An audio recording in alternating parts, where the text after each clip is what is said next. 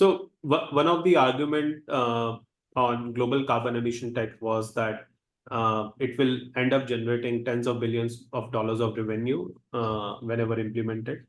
And a part of that revenue is going to go in development of these alternate, more green fuels.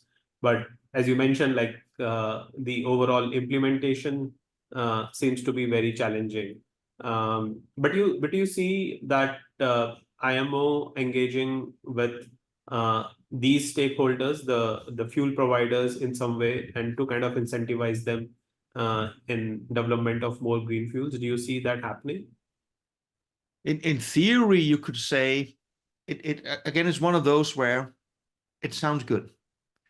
Let's create this giant pool of money administered by, for example, the IMO or whatever fund is being set up to do it, and they can then invest this in green technology. But I think what we're going to come up against is, and this varies from country to country, from part of the world to part of the world, what level of trust do people have that these many billions of dollars that are being paid in tax is effectively being used to the purpose it's said it's being used?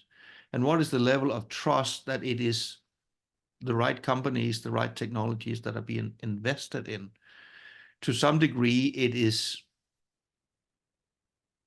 no, it's not a subversion, but it's saying that we don't believe the free market is working, so let's set up this giant one body that will guide everything because that is a lot better. I'm not sure there's going to ever be consensus around such a model. And you can say, that is why, let me pull it back to what I said initially, why don't we learn from, again, the low sulfur? Okay. Where we said we want to reduce sulfur emissions. And that means we're going to measure what is the fuel on board. Or do you have a scrubber for that matter? That is easy to implement, but we are not interfering in how do we come up with these solutions. To some degree, and of course, it will likely require a much longer transition period than what we saw for low sulfur.